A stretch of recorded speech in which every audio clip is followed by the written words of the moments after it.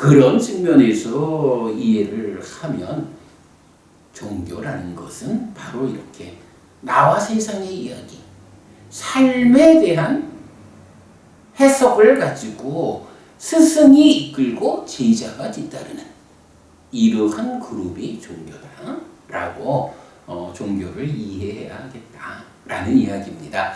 지난주에 우리가 그 이야기 중간에 이제 뭐 하늘 세상이 어떻게 되고 뭐 이런 이야기를 좀 설명하느라고 충분한 이야기는 못했습니다만은 요 이야기를 했지요.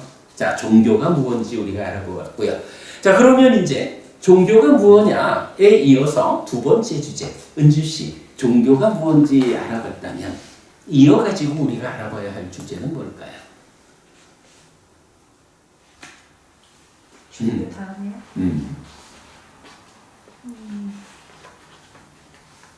뭐 단순하지 않을까? 우리가 뭐 좋아요. 근데 이제 우리가 공부하는 이 자리가 어떤 자리일까? 라고 하면 불교를 공부하는 자리잖아. 그죠? 불교를 배워 알고 실천하자 라고 목적을 가지고 모인 곳이 이 법회라고요. 그러니까 먼저 종교라고 하는 삶에 대한 좀 커다란 이야기로 접근을 했다면 이제 우리의 목적을 분명히 하기 위해서 그렇다면 종교 안에 불교가 있는데 우리가 지금부터 배워 알고 실천하자라고 하는 이 불교는 무엇일까? 요 주제를 두 번째 주제로 봐야겠죠. 그 이야기 오늘 공부의 주제로 시작하겠습니다. 먼저 한 가지 좀 질문을 하겠습니다.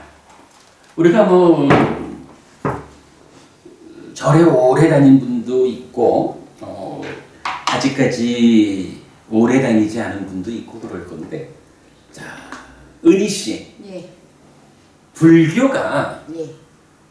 무엇일까라는 점에서 보면 사실은 그동안 이제 많은 스님들이 불교와 한마디로 말하면 이거요 라고 여러분들이 말을 했거든요. 어떨까? 불교를 한마디 하나의 단어로 말해보자 라고 한다면 무엇을 말할 수 있을까요? 불교를 한마디로 이제 말하면 하나의 단어로 말해보자. 진화라는 말을 많이 두지. 그렇죠. 진화. 예. 진화. 그래서 은희 씨는 불교가 한마디로 말하면 무엇일까라는 데 대해서는 진화다 이렇게 말하는 거야? 아니. 그건 아니고. 불교가 뭐. 사실은 이제 그 말씀은 좀 말하자면 좀 문제가 있어. 조금 전에 우리가 말을 했지만 그 진화라는 개념은 힌두교에서 창조주 하나님 브라흐마가 세상을 만들어 놓고 자기의 몸을 나눠 가지고 들어갔다. 아트만이다. 이것이 말을 바꾸면 참나라고 말할 것이고 진화라고 말하는 거란 말이지. 그렇게 그 뜻을 몰랐을 때, 네. 그렇게 이제 뭐 신이 쪼개서 들어갔다 이제 그런 걸 몰랐을 때, 그렇게 이제 자기를 이제 보는 원래의 자기를 보는 거, 이제 그거 이제 진화를 보니까 원래의 자기를 보는 이제 그렇게. 그 얘기는 이 얘기 같다. 예, 그렇죠. 그러니까 이제 아니 그 얘기는 이 얘기라는 것 같아.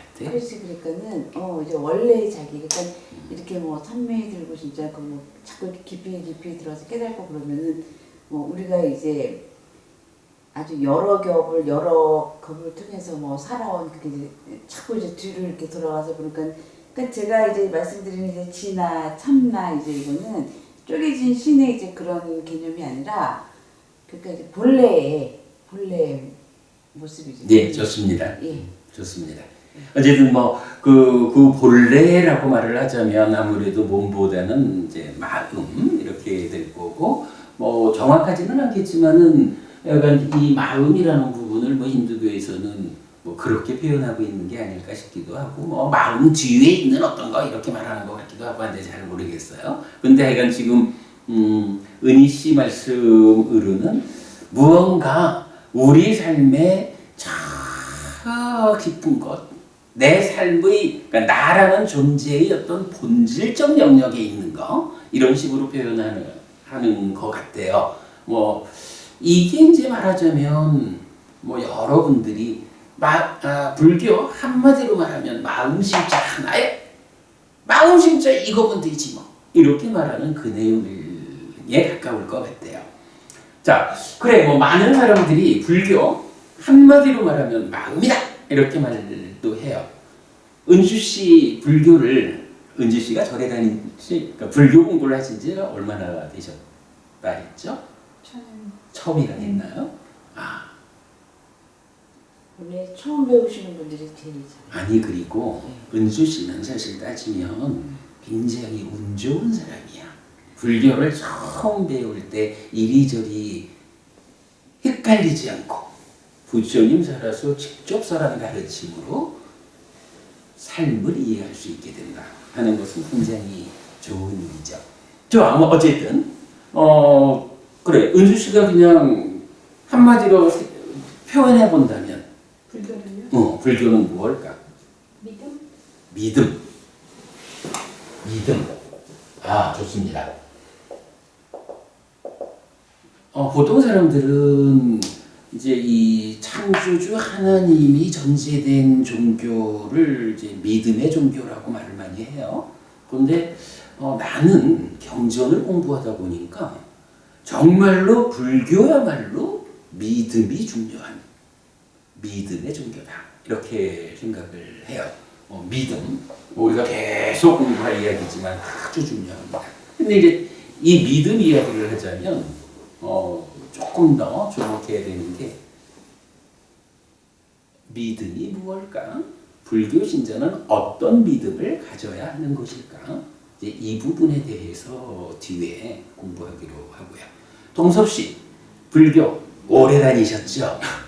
몇십 년 불교 신자 하셨죠? 불교 한마디로 말하면 뭘까? 부처가 되는 방법이죠. 뭐 나는 그렇게 생각해요. 부처가 되는 방법.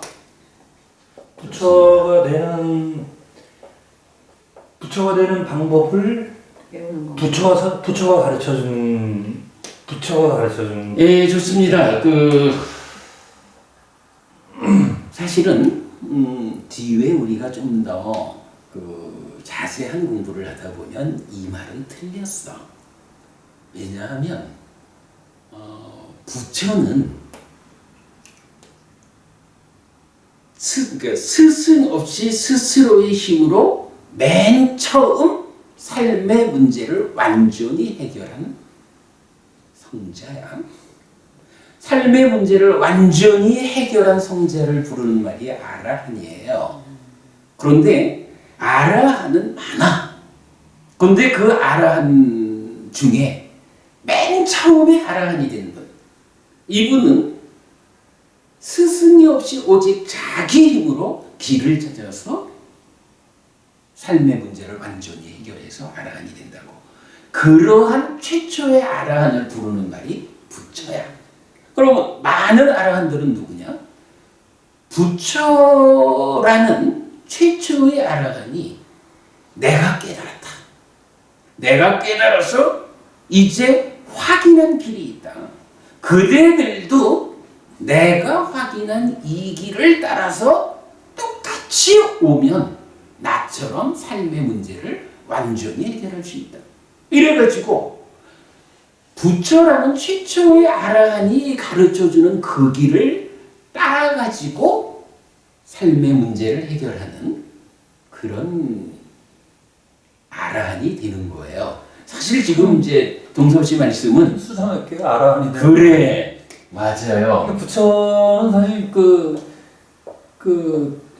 석가모니 부처님만의 고유 이름이라고 봐요. 그래서 지난번에 우리가 불교 역사를 보았죠. 과거 칠불 이렇게 얘기할 때 서가모니 부처님 앞에 6명의 부처님이 더 있었다라는 이 이야기가 뭐였어요? 한 부처님이 스승 없이 깨달은 거야. 삶의 문제를 완전히 해결했어. 윤회에서 벗어났어. 그래가지고 제자들한테 법을 설해서 많은 아라한들이 생겨나요. 그런데 이건 설명이 어려우니까 그냥 비유를 하자면 지구라는 땅덩어리 하나를 전체라고 보자고. 그런데 어느 순간 뭐 하늘에서 외계 혹성이 날아와가지고 꽝 부딪혀가지고 지구가 다 깨져버렸어. 이러면 지구 안에 있는 모든 존재들이, 모든 생명들이 다 죽을 거 아니야. 부처님이 아무리 법을 설했다 해도 지구가 깨져가지고 법을 이어갈 생명들이, 제자라는 생명이 하나도 없으면 이 법은 끊어지잖아. 그죠? 그런데 이게 또 세월이 지나다 보면 다시 또 뭉치고 어찌어찌 하다 보면 진화도 하고 이래가지고 사유할 수 있는 존재들이 생겨나면 어떻게 되겠어? 왜 내가 사는 일이 괴로울까? 어찌하면 내가 괴롭지 않을 수 있을까? 라고 삶의 문제를 해결하기 시작하잖아. 그러다 보면 또 그 중에 누군가가 그야말로 스승 없이 앞에 부처님이 깨달았던 동일한 방법을 찾아낸다고, 깨닫는다고. 그러면 그 사람이 두 번째 부처가 되는 거예요.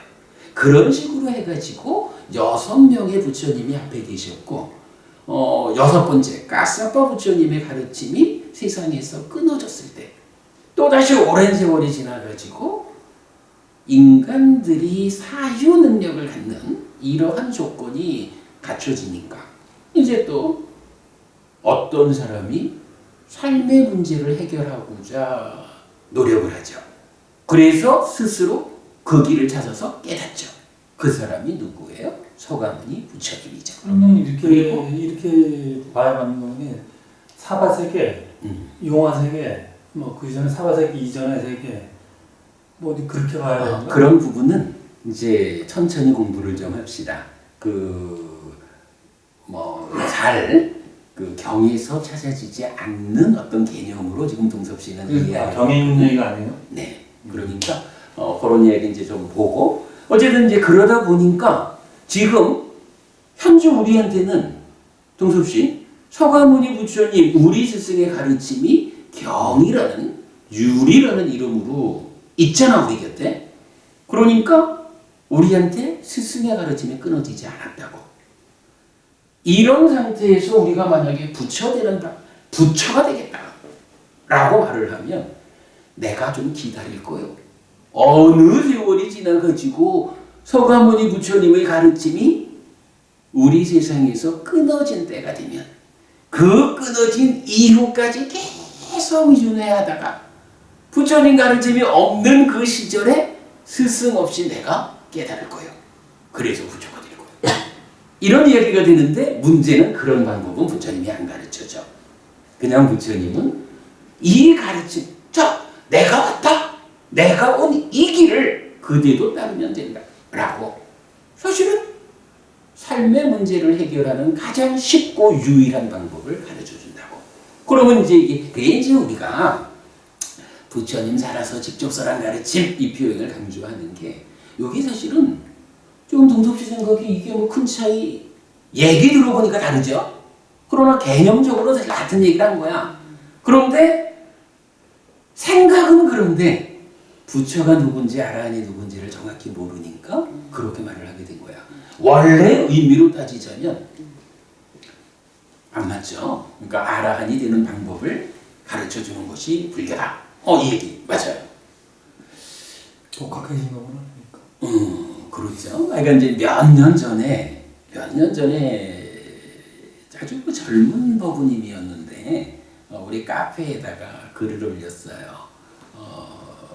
그러니까 이제 우리 이제 법당에 그 보시를 좀 하고 이 보시 공덕으로 다음에 미륵 부처님을 칭견하고 깨달음을 얻고자 합니다. 이렇게 쓴 거야. 그래서 내가 그랬죠. 법우님 그거 아닙니다. 이 보시 공덕은 훌륭합니다. 법우님의 삶을 하늘로 이끌 겁니다. 그러나 법우님이 이 보시 공덕의 힘으로 미래세의 미륵 부처님을 칭견하고자 한다라는 것은 제 생각에는 옳지 않습니다. 법우님이 정말로 원한다면 지금부터 열심히 공부해가지고 서가모니 부처님 이 부처님의 가르침이 끊어지기 전에 가르침 안에서 삶의 문제를 해결하고 아라한이 되는 것이 답이지. 미륵 부처님을 만나면 뭘 거야? 이미 서가모니 부처님을 만났는데 미륵 부처님을 만나기 위해서 그때까지 내가 깨닫지 않고 윤회에서 벗어나지 않고 미륵 부처님 출연하실 때까지 윤회를 반복할 거야? 이렇게 말하는 거 말하자면 어리석음입니다. 내가 이제 그렇게 지적을 한 적이 있거든요. 뭐거나 참고로 그렇게 석가모니 부처님하고 미륵 부처님. 어떤 차이가 있어요? 그러니까 이제 그것도 다 그 부분이에요. 부처님 한 분인 줄 알았어요. 그러니까 이제 방금 제가 설명드린, 그러니까 부처님이 출연을 한 거야. 그래서 그 가르침이 펼쳐지면 그 가르침을 따라서 삶의 문제를 해결하고 아라한이 된다, 윤회에서 벗어난다. 이 하나의 길이 있는데 어떠한 형편 때문에 이 부처님의 가르침이 세상에서 끊어질 수가 있다고. 그럼요. 끊어지게 되면 그 다음에 또 누군가가 삶의 문제를 해결하는 사람이 생겨나겠죠. 그분이 그 다음 부처님이 되는데 불교 역사에 지금 우리 부처님, 서가모니 부처님 앞에 6명의 부처님이 있었다는 거예요. 그러니까 깨달았다가 끊어졌다가 또 깨달았다가 끊어졌다 이렇게 온 게. 지금은 석가모니 부처님. 그렇죠. 그 전에가 미륵 부처님. 아니죠. 부처님 앞에 6명의 부처님이 있었는데 우리 부처님의 가르침도 이렇게 세상이 무상하다, 조건 지어진 것이다 라는 것 때문에 언젠가는 우리 부처님 가르침도 끊어질 거라고요. 그러면 부처님 가르침이 끊어진 그 다음의 과정에서 또 언젠가 새로운 부처님이 출현하겠죠. 부처님이 7번째고, 그러니까 우리 부처님이 미륵 부처님이 다음에 오는 미래 부처님이라 8번째 부처님으로. 제가 좀 예. 말씀드리 이제 그래서 이제 그 말씀이 원래 정석이잖는데 이제 어느 거나 이제 이단이나 아니면 이제 이렇게 사적인 이제 그런 암자나 이제 그런 데서는 이제 그 교리를 한 부분 이렇게 이용을 하잖아요. 그런 분들한테 이제 많이 쓰고 들은 게 이제 이제 흔하게 이제 미래불이라고 이제 그렇죠. 그러니까 이제 그분들이 이제 그 뭐 이렇게 사람들 모으고 선동할 때 이제 하시는 말씀들이 이제 부처님은 2,500명이 됐기 때문에 이제 힘이 다 했고 미래가 이제 우리가 이제 미륵불까지 이제 미륵불이 왔다가 자기가 이제 미륵불이다 이제 이런 식의 얘기를. 그러니까 이제 원래는 이제 말씀하신 것처럼 이제 세상이 어떤 끝날 수도 있잖아요. 뭐 자연재해도 있고 어쩌고저쩌고 이제 그래가지고 이제 우리가 알기는 그냥 미륵불은 미래의 부처님이다 이 정도인데 그래서 거기서 그런 걸 많이 이용을 한다. 그렇죠. 그럼요. 그래서 내가 정확히 미륵불이다, 알아야 되지. 내가 미륵불을 현신했다 이렇게. 대표적으로 누가 있어요? 영화 세계라. 대표적으로 저는 완전 지금 처음 접하는 얘기라서 너무 깜짝 놀랐어요. 그래요. 그러니까 이제 이런 부분들이 그러니까 공부가 필요한 거야. 제일 대표적으로 지금 은희 씨 말씀하신 그런 사람이 궁예. 통일했어요. 그죠? 뭐 이제 이런 부분이 만약에 궁예라고 하는 왕이 내가 미륵이요 라고 말을 할 때 그 시대의 그때가 이제 그러니까 후삼국 시대가 되는 거죠. 그때의 시대의 대중들이 미륵 부처님은 서가모니 부처님의 가르침이 이 법이 끊어진 다음 언제 출현하는 부처님이지 아직까지 우리가 서가모니 부처님의 가르침을 만나고 있는데 이 법이 유지되고 있는데 미륵 부처가 출현했다라고 말하는 것은 가짜야 라고. 그죠? 공부된 사람들은 그거 알 거 아니에요.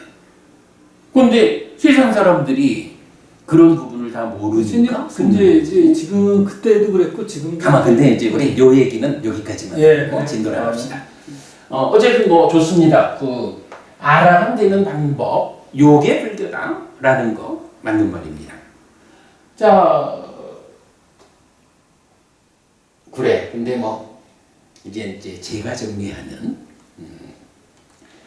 나는 불교를 하나의 단어로 말해보자라고 하면 행위라는 말을 써요. 불교는 행위다. 행위. 또 달리 말하면 업이라고 하는 거죠.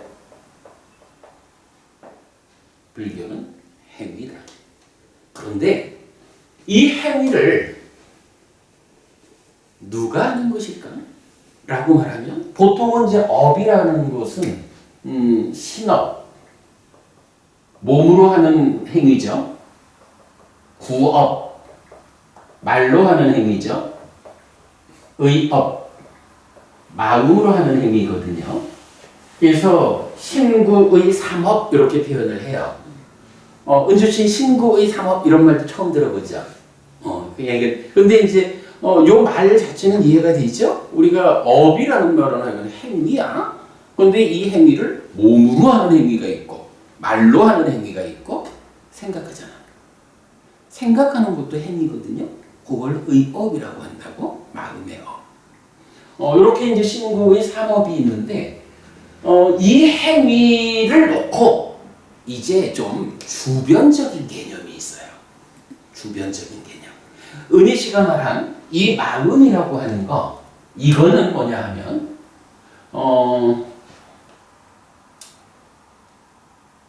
원래 마음이라고 우리가 말하는 거는 교리적으로는 심이라고 불리는 마음도 있고 의라고 불리는 마음도 있고 식이라고 불리는 마음도 있어요.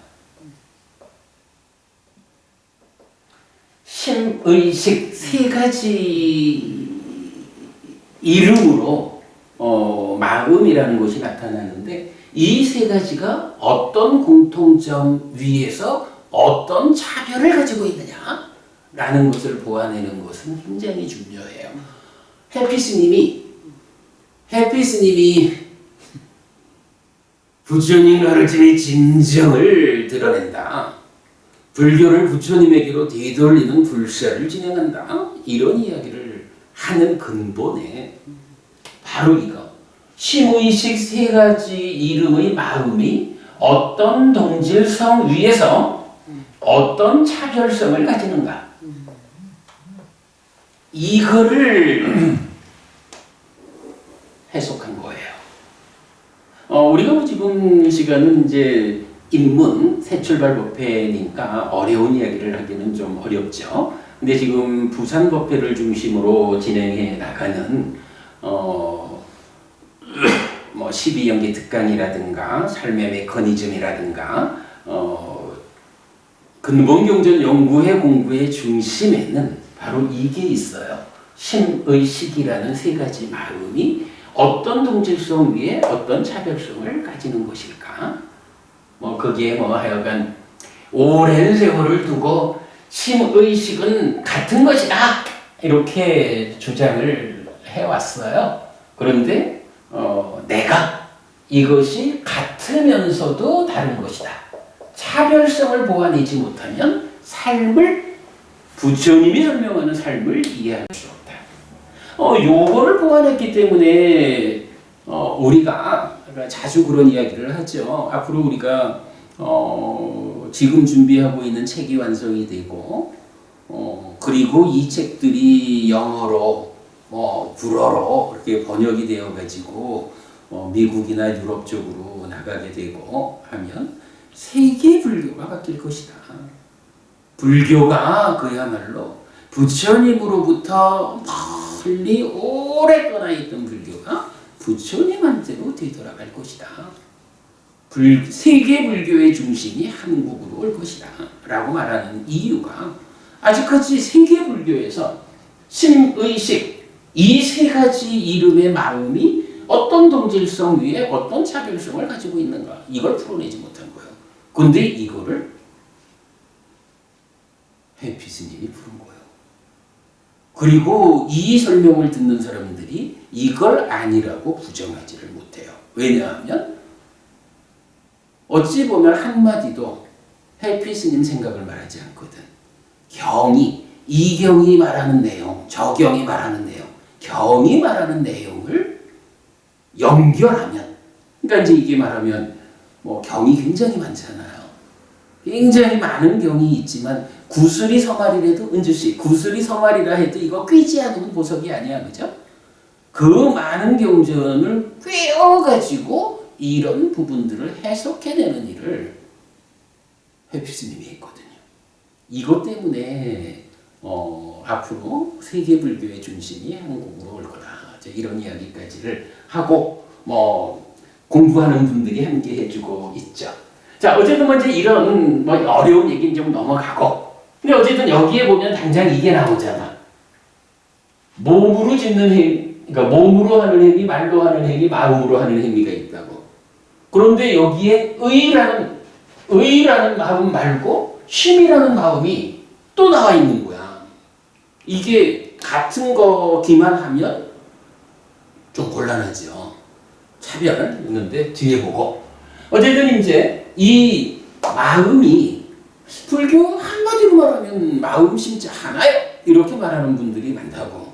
그런데 이 마음이라는 것은 사실은 몸과 말과 마음으로 행하는 이 행위의 뿌리가 되는 것이야. 뿌리가 되는 것이야. 그런가 하면 이 행위가 우리가 이제 오늘도 계속 그 얘기를 하죠. 내가 세상을 만나는 이러한 삶의 이야기에서 괴로움이 생겨나는가 하면 행복이 생겨나기도 한단 말이지. 그러면 여기에 우리가 이런 말을 할 수 있죠. 은희 씨 아무래도 괴롭기보다는 행복해야겠죠? 그럼요. 당연하죠. 그러면 우리가 하는 행위가 괴로움을 만들기도 하고 행복을 만들기도 한다라고 하면 이 중에 어떤 것이 옳은 행위다, 바른 행위다라고 말하겠어요? 행복을 만드는. 그죠. 행복을 만드는 행위, 이것이 바른 행위야. 바르다라고 하는 기준이 있어야 되는 거예요. 그러니까 바르다라고 하는 기준이 있는 거야, 행위에는. 바르다, 어떤 행위라고? 행복을 만드는 행위가 바른 거예요. 이렇게 설명이 되는 거죠. 그러면 이렇게 행복을 만드는 바른 행위가 있어요. 이 행복이 어디까지 가는 행복일까? 오늘 장사 좀 잘했나? 오늘요?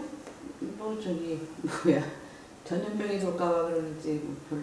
그렇구나. 그럼 오늘은 크게 만족하지 못하겠네? 그냥 받아들이는 거지. 그냥 이 아주 중요한 얘기예요. 의방학적인 거군요. 그래. 그러니까 그게 이제 왜 중요하냐 하면,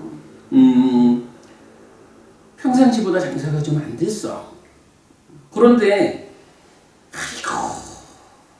하루 종일 일을 했는데 돈도 못 벌고, 이러면서 그 장사가 안 됐다라는 그 결과에 묶여가지고 속을 때우면 이건 뭐가 돼요? 괴로움을 만드는 거잖아. 그런데 지금 말씀이 아주 훌륭해. 내가 장사를 한다라는 것은 가장 중요한 것이 고객이라는 개념이 있다.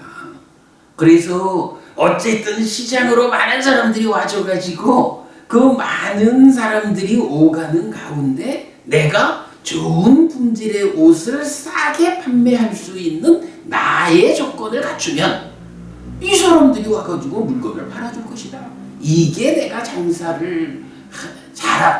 잘 되는 조건들이다. 그런데 갑자기 중국에서 무슨 병이 생겨가지고 이제는 방송마다 외출을 삼가시고요, 위험하고요, 이래하니 특히 시장이라고 하는 사람들이 붐비는 곳에는 사람들이 오기를 꺼릴 수밖에 없는 곳이다. 내가 뭔 독불장군이라고 세상의 변화에 영향받지 않고 혼자 장사가 잘 될 수 있을까? 살다 보면 이렇게 어떤 특별한 일들이 생겨나가지고 사람들이 모인다라고 하는 중요한 조건을 해치는 경우가 있다. 이럴 때는 어쩔 것이냐? 내가 혼자 힘으로 감당할 수 없는 조건의 변화는 그대로 이러한 조건이 작용해가지고 오늘 내가 장사가 덜 되는 것은 당연한 일이다 라고 그것을 수용해야죠. 그래서 그런 부분들이 수용될 수 있을 때 나중에 여기서 흔들리지 않고 동일한 노력을 반복해 나가다 보면 이제 세상의 조건이 달라질 때가 있죠.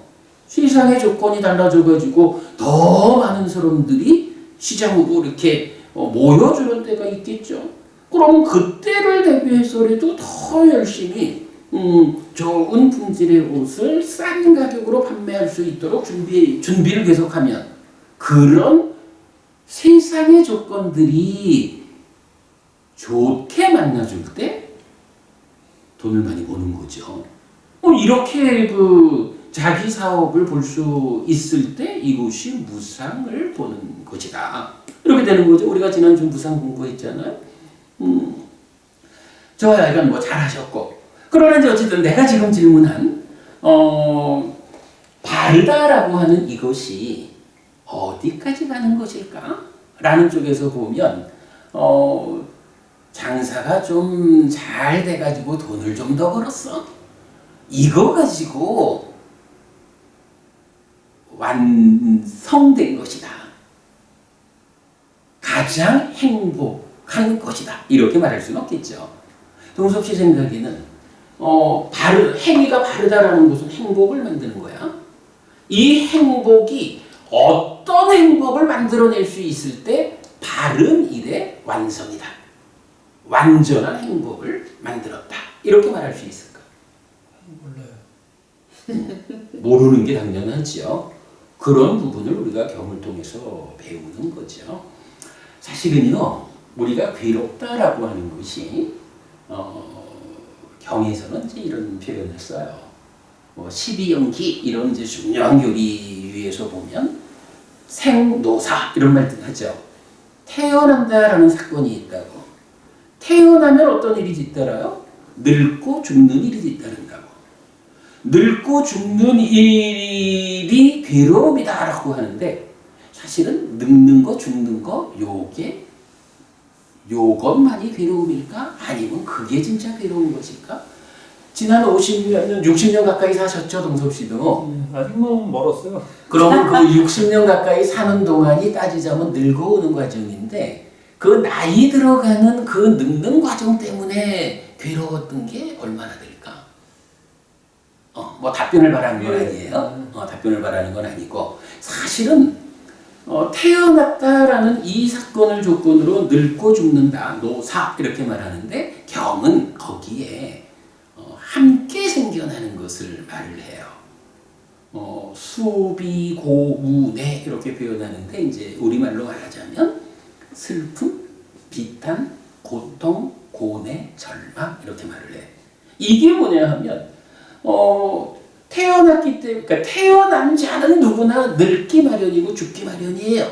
그런데 늙는다 죽는다라고 하는 이 삶의 전개 과정 이 위에서 실제로 우리가 아파하는 건 뭐냐 하면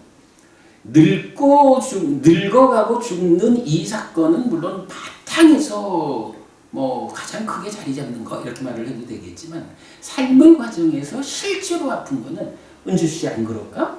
살다 보면 슬픈 일이 있잖아. 슬프다라는 것 때문에 내가 괴로운 거야. 슬프다는 괴로움, 그죠? 비탄이라고 하는 이제 표현이 어떨까? 아주 땅을 치고 올 만큼 아프다 이렇게 할까? 그거 괴로움이야. 고통.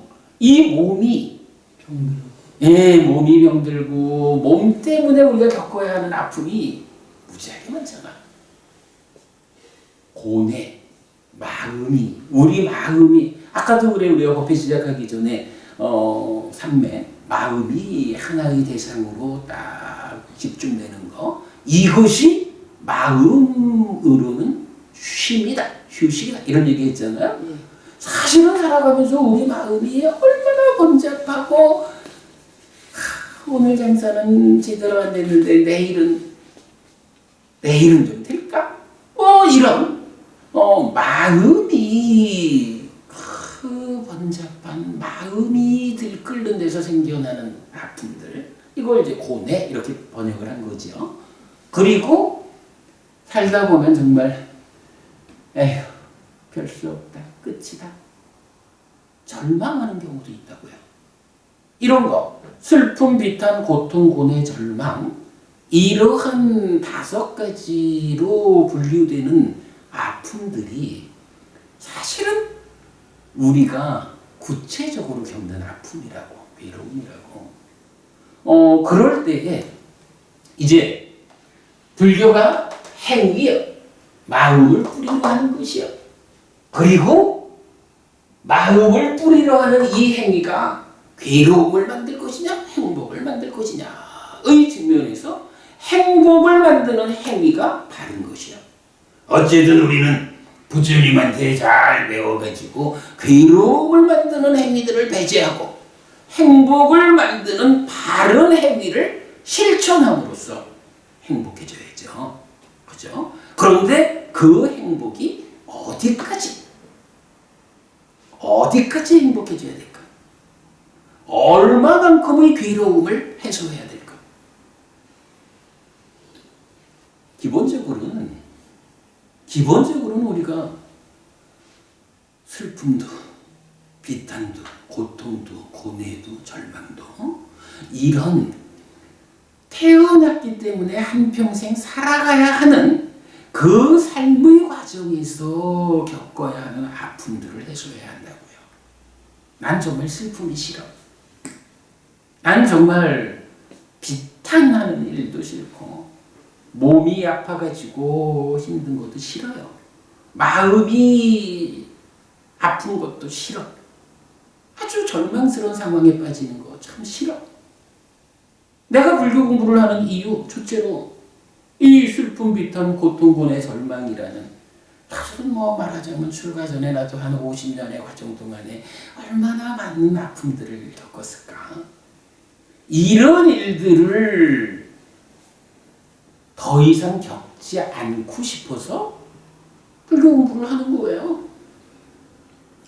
그리고 그러한 그 괴로움의 끝, 얼마만큼 행복해질 것이냐, 얼마만큼의 괴로움을 해소할 것이냐, 여기에서 이런 슬픔, 비탄, 고통, 고뇌, 절망이라는 것이 해소된 그 위에 그것들이 바닥에 있는 거예요. 태어남이라는 문제가 있다고, 그래서 늙는다, 죽는다라는 문제가 있다고요. 이것까지를 해결하는 거야. 그래서 이 몸으로 태어났으니까 죽어야 하지. 부처님도 돌아가셨잖아.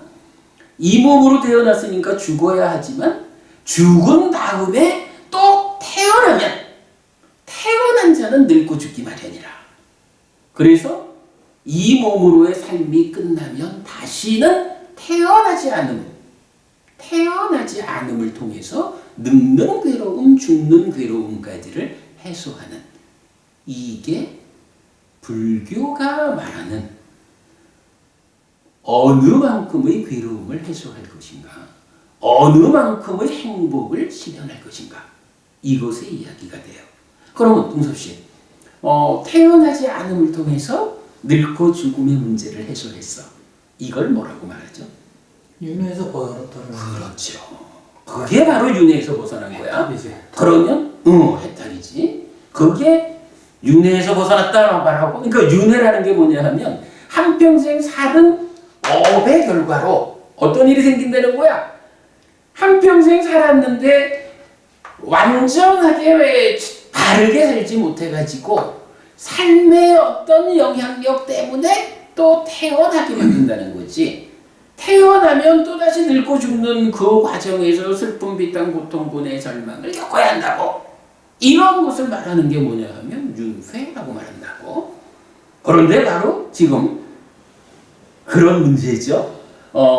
태어나지 않음을 통해서 늙고 죽는 일이 없는데 슬픔, 비탄, 고통, 고뇌, 절망은 있을 수가 없죠. 이런 문제가 다 해결된 것을 정답입니다. 윤회에서 벗어났다라고 말하고, 그걸 해탈이라고 말하고, 그걸 말하는 또 다른 용어가 있지. 열반도 좋아요. 또 다른 용어. 그게 깨달음이요. 깨달음. 그래서 바르다라는 것에 완성이란 개념이 있다고. 이게 깨달음이라고. 뭐 그래 깨달음이 윤회에서 벗어남이다. 좋아요. 해탈이다. 그리고 이거는 달리 말하면 뭐야? 괴로움이 완전히 소멸했다. 이렇게 말을 하면 되겠죠.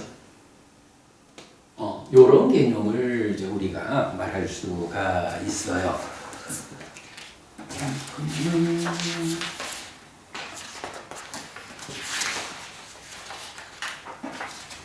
그런 인간이 네. 있을까요? 응? 그럴 수 있는 인간이 있을까요? 있죠. 여기도 한 분 계시잖아. 저기 보셔요. 부처님이 바로 이 일을 하신 분이라고? 부처님이 바로 이 일을 했는데, 어떻게 이 일을 했느냐? 스승 없이 이 일을 했다는 거예요.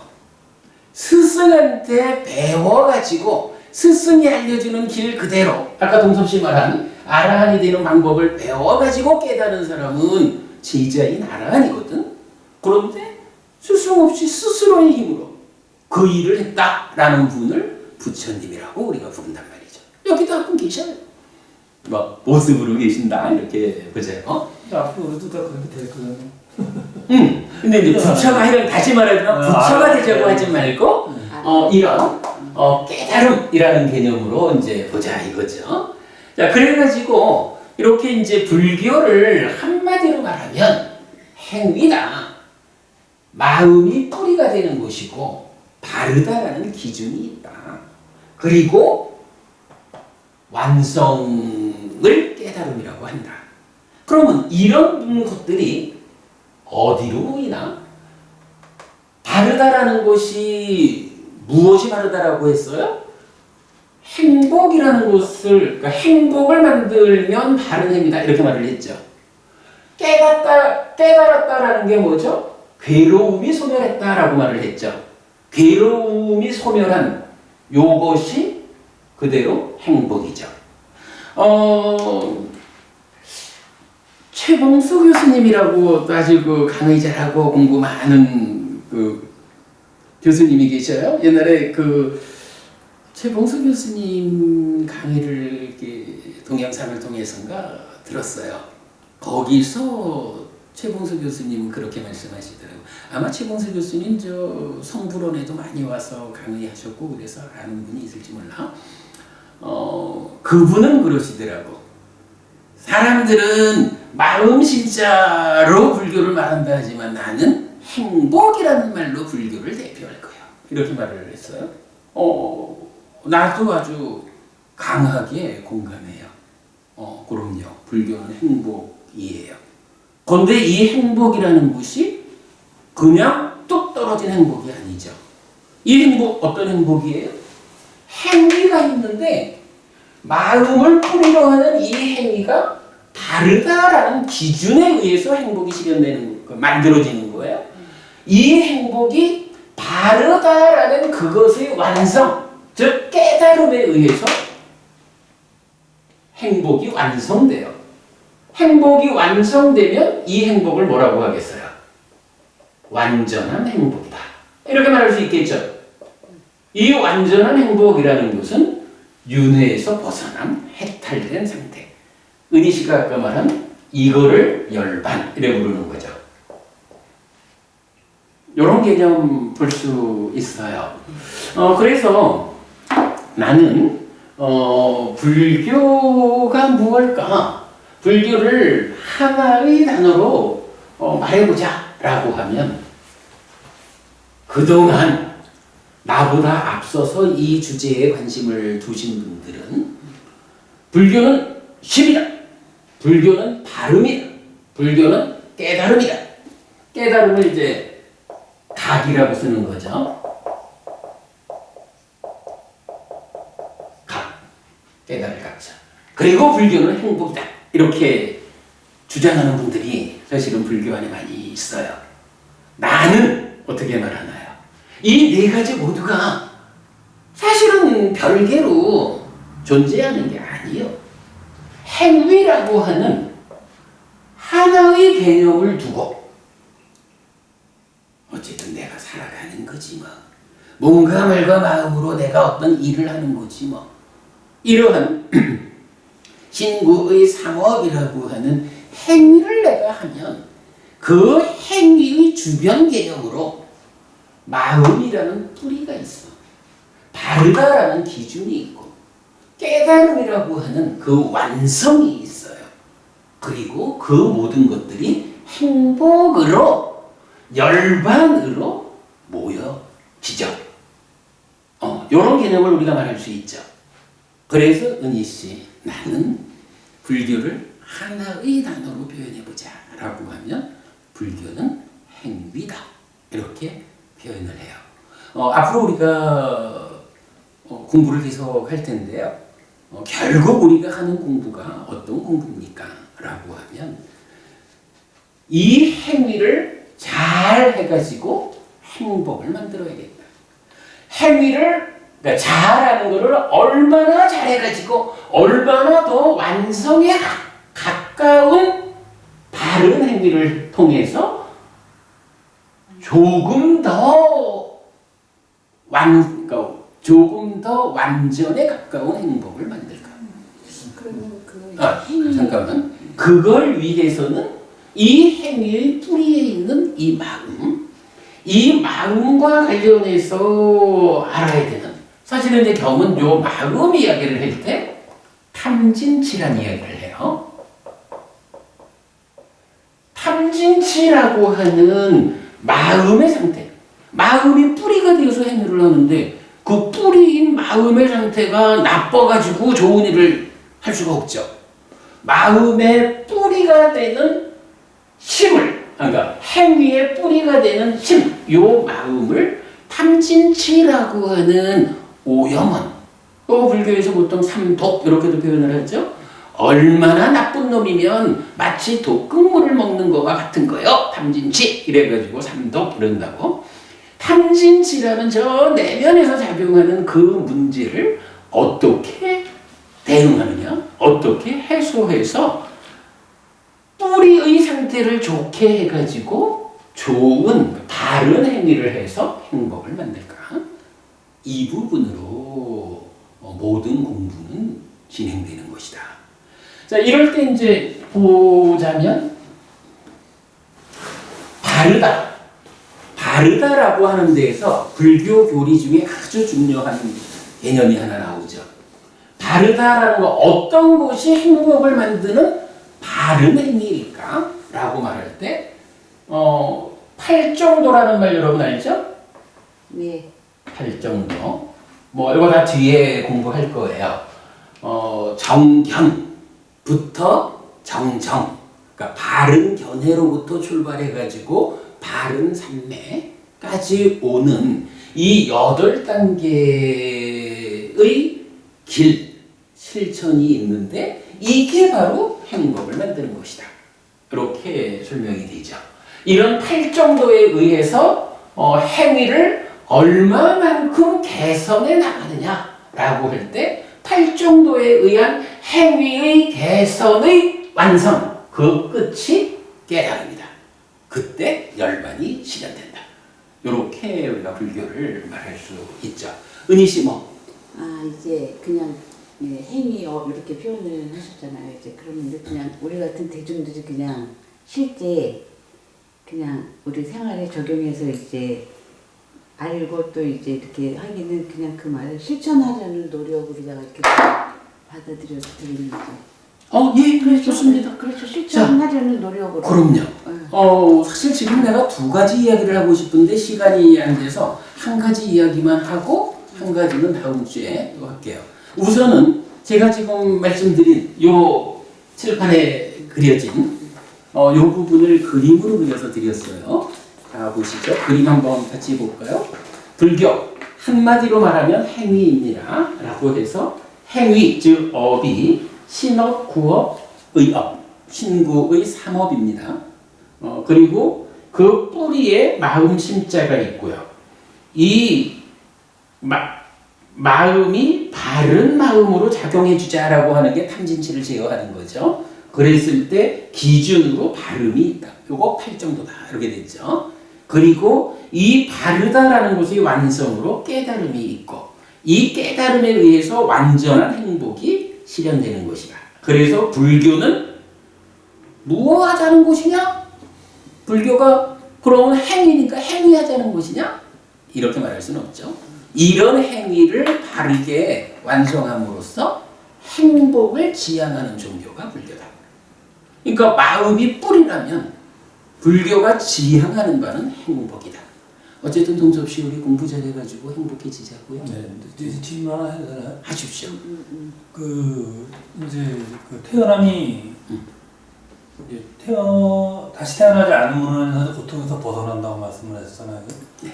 그럼 이제 윤회에서 벗어나가고 해탈을 한 건데 이제 거기서 이제 내가 조금 이제 보충 설명을 좀 들었으면 하는 게 오늘 또 여기 처음 오신 분도 이제 뭐 불교로 처음 좋아요. 말씀하세요. 그 해탈 이렇게 윤회에서 벗어난 상태 그거를 그냥 단지 막연하게 윤회에서 벗어난 해탈 이렇게만 들을 게 아니라 그 완전한 행복 이런 게 어떤 상태인지를 조금 좀 설명을 좀 듣고 싶어요. 예, 일단은 괴로움 제로, 행복 100의 상태다. 이렇게 우리가 이제 개념적으로 말을 해요. 왜냐하면 생노사의 문제까지 풀어졌으니까 요만큼도 불만족스러운 괴로움은 없는 상태가 된 거야. 이런 열반에 대해서 알고 싶어 해요. 많은 사람들이. 그런데 문제는 이게 어떤 게 있냐 하면 요 탐진치라는 게 있잖아요. 탐진치라는 요거를 조금 이제 달리 표현하면 무명이라는 거하고 가래라는 것이 있어요. 뭐 하여간 이제 요 간 연결된 개념이야.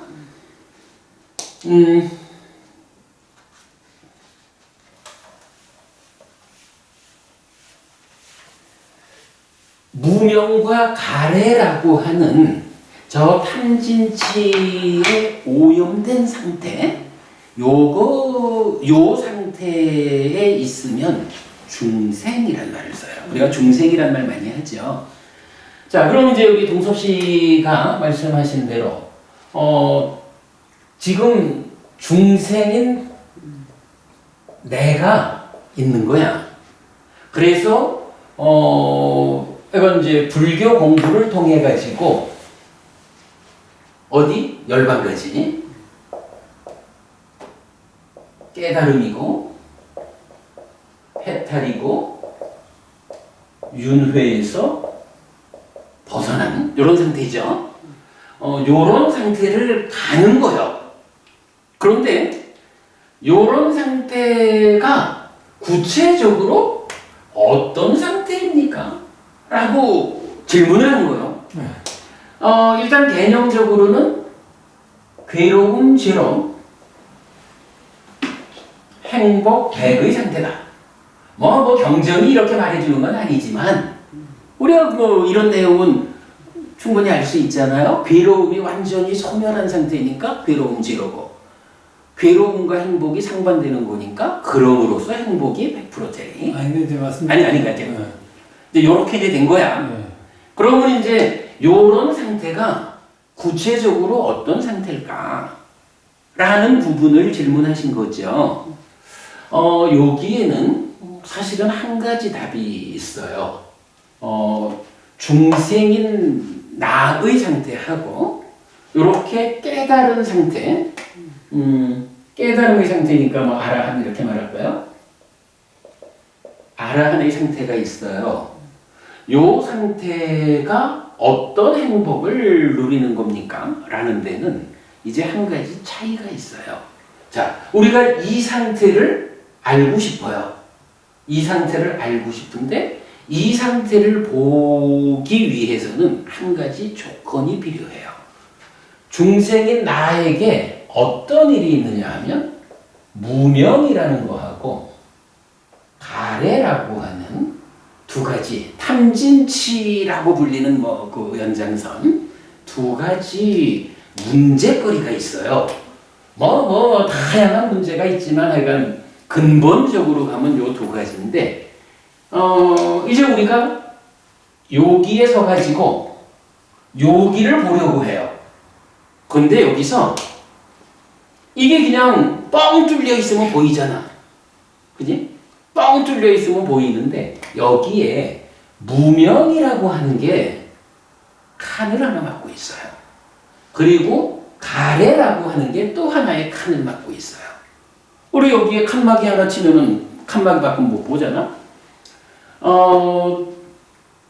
경전은 굉장히 많은 곳에서 무명에 덮이고 가래에 묶여서 중생은 옮겨가고 윤회한다. 이렇게 말을 하는데 그 무명과 가래 때문에 옮겨가고 윤회하는 그 상황의 끝을 우리가 확인해야겠다라고 할 때 이제 여기에서는 답은 하나밖에 없어. 우리가 지금 못 보거든. 그거를 못 보니까 동섭씨도 질문한 거야. 못 보는 이유가 뭐냐 하면 이 이유가 하나는 무명이고 하나는 가래인 거야. 보지 못하는 것을 보려면 방법은 하나지. 보지 못하게 막고 있는 이유를 해소해야 된다고. 그죠? 여기를 보는 방법은 한 가지밖에 없어요. 무명과 가래라는 이 두 가지. 무명에 덮이고 가래에 묶인 중생인 내가 어떤 방법을 통해서 팔정도라고 하는 바른 길, 팔정도를 배워서 실천하는 일을 통해 가지고 무명을 걷어내고 가래로부터 풀려나면 그때는 이제 이게 해소되는 거야. 그러면 나로부터 중생까지가 뻥 뚫리잖아. 그때 볼 수 있어요. 자, 그래서 괴로움 제로 행복 100의 상태는 어떤 상태입니까? 라는 이 질문에 대한 답은 그것은 무명과 가래를 해소한 자, 즉 아라함에 의해서 확인되는 겁니다. 이렇게 말을 해야 되고요. 불교 교리 중에 굉장히 이제 그 중요한 한 가지가 무기라고 하는 교리가 있어요. 이 무기라는 게 뭐냐 하면 부처님한테 누가 질문을 해. 근데 부처님은 모르는 게 없는 사람이잖아. 완전히 깨달은 분이니까. 근데 부처님이 대답을 안 하는 것이 10가지가 나와요. 이렇게 물어 사람들이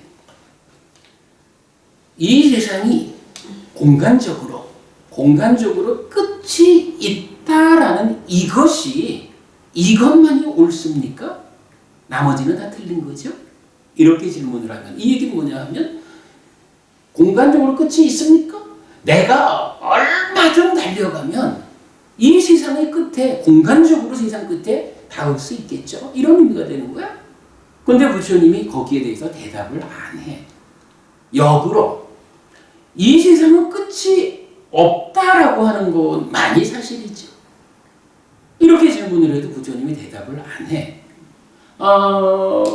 물론 이제 우리가 경전을 좀 깊이 들어가다 보면 경전은 이 세상의 끝이라는 것은 걸어서 닿을 수는 없어.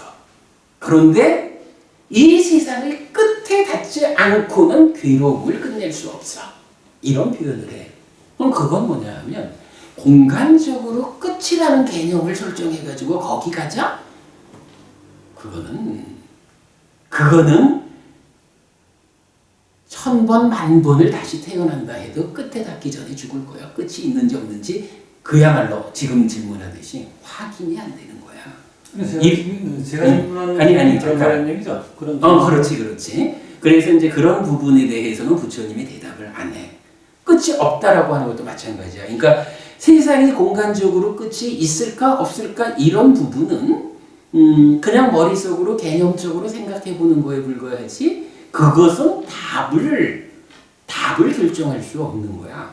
그러니까 부처님은 그런 부분에 대해서는 무명과 가래가 해결되면 알게 돼 라고 대답을 안 하는 거예요. 그래서 이 두 가지가 10가지 무기 중에 2개야. 그 다음에 시간적으로도 이 세상이 끝이 있을까? 세상이 끝이 없을까? 뭐 이런 부분도 똑같아. 그래서 부처님이 그 질문에 대답을 하죠. 우주의 끝이 있냐 이제 이런. 그러니까 이제 우주가 공간적으로 끝이 있느냐 하는 것도 있고 세상이 시간적으로 끝이 있느냐. 뭐 한 1억 년쯤 지나면 세상이 끝나나? 뭐 이런. 근데 이런 부분은 사실은 더더군다나 그게 문제가 뭐냐 하면 세상이 끝이 있다 그래가지고 네가 바른 행위를 통해서 괴로움을, 그러니까 완전한 행복을 실현하는데 뭔 상관이 있어? 알 필요 없다. 상관이 없는 얘기라는 거야. 이제 이런 부분, 하여간 이제 뭐 이제 여러 이유 때문에 그런 부분에 대해서, 그러니까 세상이 공간적으로 끝이 있을까 없을까, 시간적으로 끝이 있을까 없을까, 이런 부분에 대해서는 부처님이 대답을 안 해요. 하여간 뭐 중생들의 눈으로 확인할 수 없는 거고, 그것은 경전은 굉장히 많은 데서 반복해 주는 게 그거는 이익되지 않는다는 거예요. 이익된다. 이익된다는 게 뭐예요? 그 공부를 해가지고 나한테 행복이 실현되어야 이익되는 거잖아. 그죠? 동섭 씨가 오늘 법회에 와서 공부를 하면 이 공부한 만큼 동섭 씨가 내적으로 변화해가지고 그로 인해서 오늘보다는 내일 조금 더 나아질 거 아니야? 뭐 이렇게 이익되는 일이 있어야 와서 공부를 할 이유가 되잖아, 그치? 근데 뭐 세상이 공간적으로 시간적으로 끝이 있을까 없을까 이거 따지는 일은 그대 삶에 도움되지 않는 거야, 이익되지 않는 거야. 뭐 이런 것 때문에 부처님이 대답을 안 한다, 그렇게 말을 하고. 5번째, 6번째는 뭐냐 하면 몸하고 마음하고의 문제야. 경전은 뭐 이제 몸과 생명 이렇게 말을 해. 그러니까 내가 살아있다라고 하는 게 생명으로 있잖아. 이 생명으로 있다라는 요것이 몸과 생명이 같은 것일까? 다른 것일까? 이 얘기는 뭐예요? 몸과 생명이 같다라는 것은 몸하고 생명하고가 하나니까 몸 죽으면 생명이 끝나는 거지 뭐. 요거 뭐예요? 윤회 없다라고 주장하는 단멸론이라고. 그런가 하면 몸하고 생명하고는 별개예요. 요렇게 또 주장하면 이건 뭐냐 하면은 그 생명이라고 하는 이 자체는 그냥 존재하는데 몸이라고 하는 거는 그건 뭐 전혀 관계치 않는 것. 근데 부처님은 거기에도 대답을 안 해. 물론 이거는 이제 우리가 그 공부를 많이 해나가면 그야말로 부처님 살아서 직접 설한 가르침에 의해서 깊은 공부가 진행되면 12연기를 통해서 또 근본경전연구회가 완전히 특허내다시피 한 게 이제 삶의 메커니즘이라는 게 있다고, 우리 삶이 어떤 체계로 전개되느냐 이런 걸 이제 그려낸 공부가 있죠. 뭐 이제 이렇게 가면 나중에 가가지고 몸과 생명이라고 하는 이것이 같은가라는 데 대해서 부처님이 인정하지 않는 거는 단멸, 그러니까 윤회 없다, 죽으면 끝이다라는 거, 부처님이 그건 틀린 잘못된 시각이야 하는 거고, 몸과 생명이 다른 것인가? 라고 하면 이거는 생명이라는 것은 우리 시작하면서 말한 아트만 있잖아. 신의 분신. 신의 분신이라는 것이 생명의 본질이요. 몸이라는 건 뭐 이건 전혀 관계없는 거. 생명에. 이렇게 말하는 건데 부처님은 이것도 아니라는 거거든. 부처님이 말하는 나라는 존재, 생명이라는 것은 몸과 마음이 함께 하는 거예요. 그런데 이 몸은 100년 안팎 살다가 떨어지는 거지만 마음은 이게 중요한 개념이 이제 신의 분신하고 다른 게, 부처님이 설명하는 이 마음은 삶의 과정을 누적하면서 매 순간 변화하는 거야. 매 순간 변화하는. 그러니까 신의 분신이다, 본질이다 이러면은 그건 변화하지 않는 거잖아. 근데 부처님이 설명하는 마음은 생겨나는 것이 누적되는 이런 거기 때문에 매 순간 변화해요. 이제 이런 측면 때문에 윤회 없다라고 주장하는 단견도 사실 아니고, 아트만이 윤회하는 것이다 라고 말하는 힌두교적인 견해도 사실 아니고, 불교적인 이건 좀 하면 우리가 다른 수업에서 자세히 설명하는 거예요. 그래서 이건 요 2가지에 대해서도 부처님이 대답을 안 해. 그럼 6가지가 대답이 안 되잖아. 나머지 4가지가 이게 이제 동섭 씨 질문한 그거예요. 딱 이렇게 나와. 부처님은 은주 씨도 관심 있을 것 같아. 부처님도 대략 뭐 2550년쯤 전에 돌아가셨죠. 그죠? 부처님 돌아가셨단 말이야. 돌아가신 뒤에 부처님이 존재하나요? 부처님이 어디에 계신 거야? 존재. 안 하고. 이렇게 경원 질문을 해. 부처님은 돌아가신 뒤에 존재합니까? 존재하지 않습니까? 거기에다가 근데 사실은 이게 존재한다는 것도 안 한다는 것도 누구도 그 부분을 설명할 수 없잖아. 그죠? 모른단 말이야. 그러다 보니까 인도 사람들이 가지는 어떤 특별한 그 개념? 그들의 어떤 정신 상태로 보면 이런 것도 있는 거야. 존재하기도 하고 존재하지도 않는 이중성을 가지는. 그래서 존재합니까? 존재하지 않습니까? 존재하기도 하고 존재하지도 존재 않기도 합니까? 거기에다가 인도 사람들의 정신 세상은 한 가지를 더 가요. 존재하는 것도 아니고 존재하지 않는 것도 아니에요. 이게 말이 좀 뭐 말장난처럼 복잡한 것 같지만 이게 우리는 그냥 있는 거 아니면 없는 거지 뭐. 그런데 인도에서의 어떤 사유의 영역은 존재 상태를 있다, 없다, 있기도 하고 없기도 하다, 있는 것도 아니고 없는 것도 아니다 라는 네 가지로 사유가 미치고 있는 거예요. 그런데 그 네 가지 모두에 대해서 부처님은 대답을 안 해. 그 네 가지 경우 어디에도 부처님 돌아가신 다음 그 열반이라는 깨달음의 상태, 열반의 상태, 이 상태는 속하지 않는다는 거야. 근데 그러면 이제 답은 이런 거지. 있는 것도 아니요. 그러니까 부처님 돌아가시고 나면 부처님의 존재 상태, 달리 말하면 동섭씨 질문한 이 이야기야. 이 이야기에 대해서 있습니까? 있는 것도 아니요. 부처님이 긍정 안 하니 그렇다라고 답변을 하지 않으니까 있는 게 아닌 거예요. 없습니까? 역시 다 긍정해 주지 않으니까 없는 것도 아니야. 있기도 하고 없기도 합니까? 그것도 아니야. 있는 것도 아니고 없는 것도 아닙니까? 그것도 아니야. 인도 사람들의 사유 능력이 미치는 그 네 가지 경우 모두에 대해서 다 부처님이 긍정을 안 하는 거예요. 그러면 이 상황은 뭐예요? 이거 그러면 허구요? 허구요? 이거 말뿐인 거지.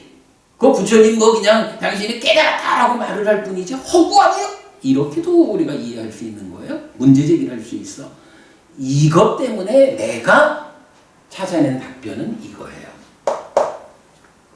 있다 없다 있기도 하고 없기도 하다 있는 것도 아니고 없는 것도 아니다 라는 이 네 가지 사유 모두가 누구의 사유냐? 중생들의 사유라고. 이 중생들은 무명이라는 칸막이가 하나 있고 가래라고 하는 칸막이가 하나 있는 거예요.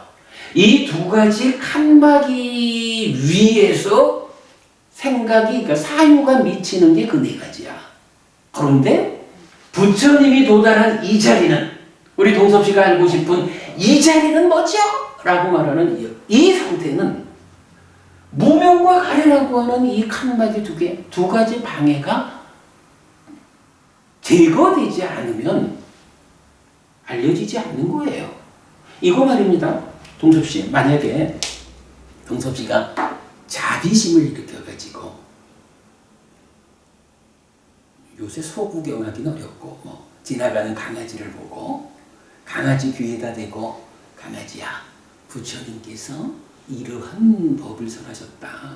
그러니 강아지야, 네가 잘 배워가지고 다음 세상에는 개로 태어나지 말고 인간으로 태어나라. 이렇게 법을 설해줬어. 얼마나 자비로 아주 훌륭한 일일까? 그런데 문제는 그러면 그 강아지가 동서법사의 그 설법을 듣고 이야 그렇구나, 그러니 내가 지금부터라도 행위를 바르게 해가지고 지금이 그야 뭐 태어나길 개로 태어났으니 별 수 없이 개로 살더라도 죽은 다음에는 인간으로 태어나야겠다 라고 마음을 먹고 잘 행위를 제어해가지고 다음 세상에 인간으로 태어날까? 내 생각엔 그게 어려울 것 같아. 그러면 말입니다. 동섭 씨, 그게 걔한테 그 법을 설해준 동섭 법사가 잘못되어 가지고 걔가 다음 세상에 인간으로 태어나지 못하는 걸까요? 아니면 나는 중요하게 봐. 개라는 몸의 구조, 개의 뇌, 이 개라고 하는 존재 상태가 동섭 법사가 설하는 부처님 가르침을 이해해가지고 그러므로 내가 이렇게 삶을 바꿔야겠다 라고 실천할 수 있는 사유 능력이 갖추어지질 않았어. 경에서는 축생이나 이런 뭐 악이나 축생이나 지옥이나 이런 낮은 세상들이 있잖아요. 이쪽에는 오직 약육 방식. 어떻게 하면 내가 죽임당하지 않고 어떻게 하면 내가 음식을 얻어가지고 나의 삶을 유지할까. 오직 이러한 것이 동력이 되어 살아가는 세상이다. 그러기 때문에 절대로 사막처에 떨어지면 안 된다. 짐승 세상에 태어나지 않아야 된다. 왜냐하면 한 번 짐승 세상에 가면 아무리 주변에서 도와줄라 해도 자기의 사유의 능력이 법을 받아들일 수 없단 말이야. 그런데 그런가 하면 이제 인간은 어떨까? 우리 은주 박사께서 옆에 있는 누구를 만나가지고 내가 부처님 공부를 좀 했어요. 경을 공부를 했는데 경에서 부처님이 이러한 삶이 행복을 만드는 삶이라고, 이러한 삶을 실천하면 지금은 인간으로 태어나서 인간 몸으로 살아가면서 별의별 고생을 다 하지만 다음 세상에는 죽은 다음에는 이런 바른 행위, 바른 업을 지은 결과로 하늘에 태어난다라고 배웠습니다. 이것이 내가 깊이 생각해 볼 때 참으로 타당하다. 정말로 부처님 말씀대로 이러한 업, 오계를 지키고 보시하고 수행하는 이런 삶을 실천하면 내가 반드시 인간보다 훨씬 높은 하늘에 태어나리라, 훨씬 행복하리라 라고 배웠어요. 라고 은주 씨가 주변에 누구한테 그렇게 사실은 이렇게 말하는데 법을 설하는 거야. 그러면 그 법을 들은 누군가가 당신 생각에 에이 은주 씨 생각은 그래도 내 생각은 달라 이러고 거부할 수도 있지만, 만약에 그 사람이 말씀을 들으면서 공감이 된다, 동의할 수 있다 이래가지고 받아들여서 삶을 바꿔가지고 살아있는 동안에도 더 행복해지고 죽은 다음에는 하늘에 태어나는 이런 일이 가능할까? 가능할 거요.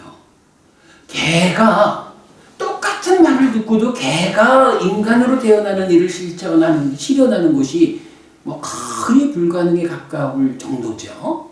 왜냐하면 개가 가지고 있는 몸의 상태가 그런 거야.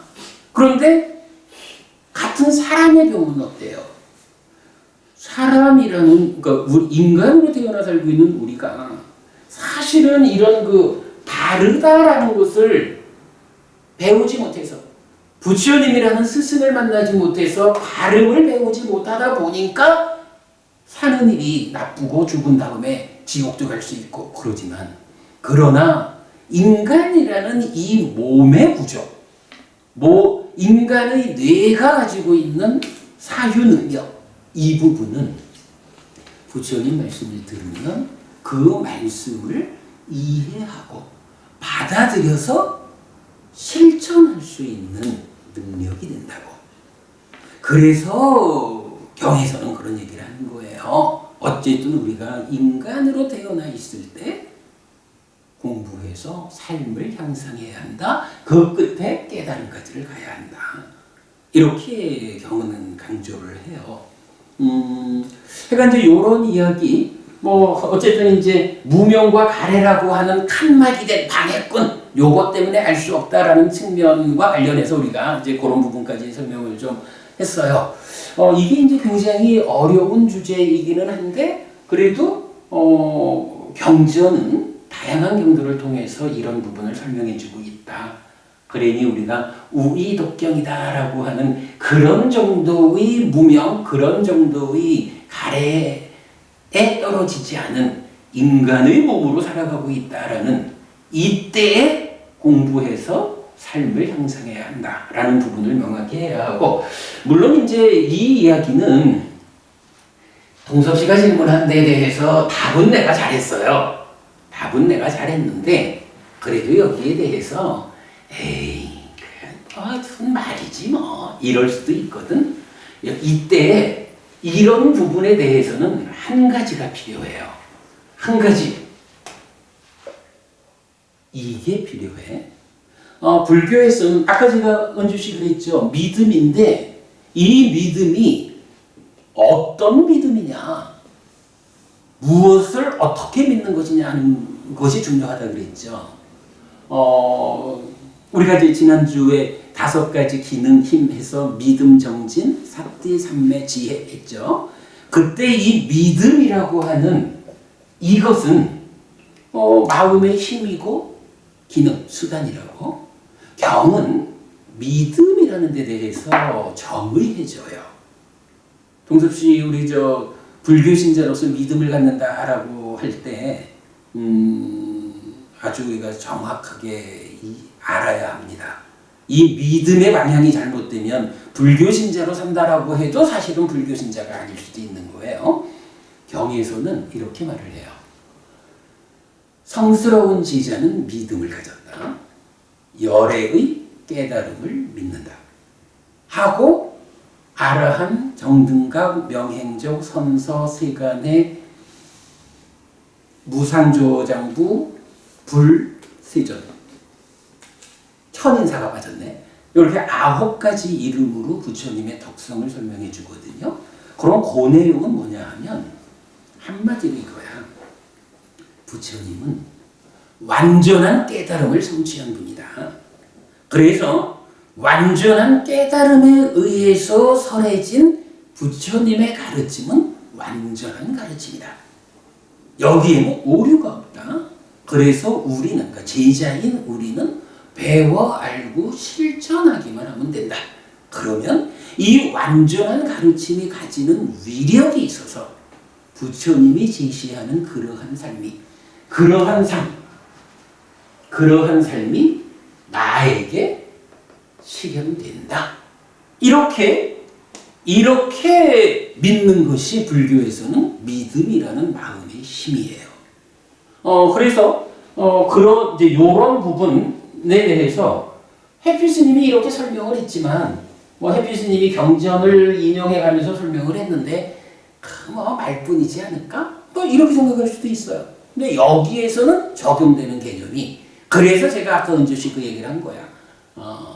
불교야말로 믿음의 종교다.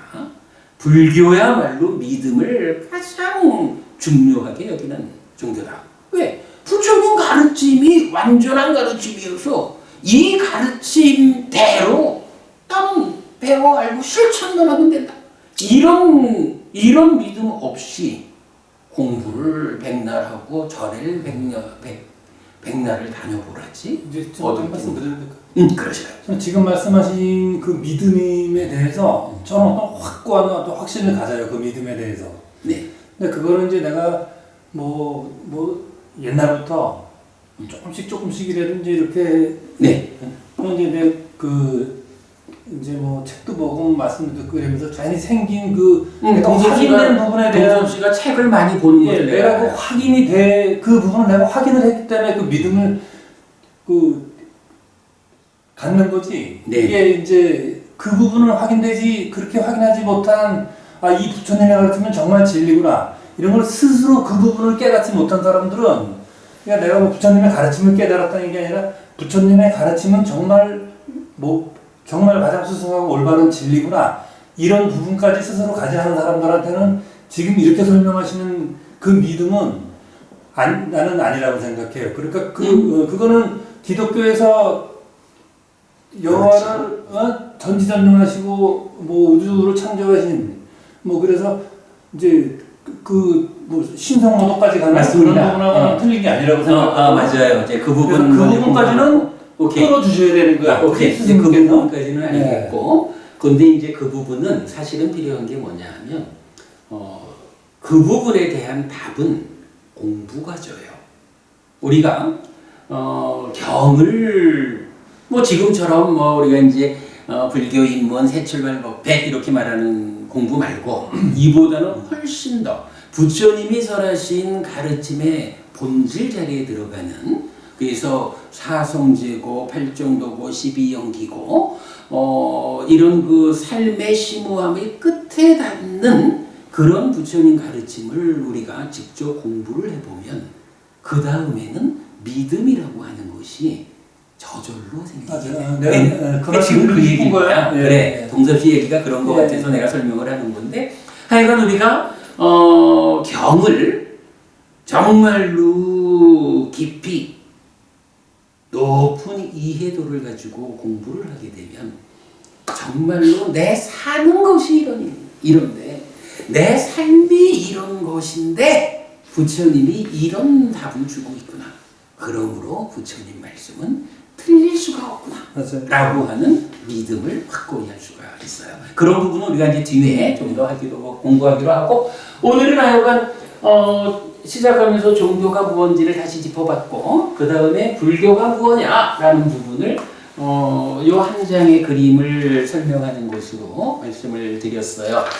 원래 이제 뭐 이와 관련해서는 조금 더 설명할 부분이 있는데 다음 주 우리가 좀 더 공부하기로 하고, 오늘은 시간이 제법 같군요. 여기서 공부 마치도록 할까요? 네, 그렇습니다. 수고하셨습니다.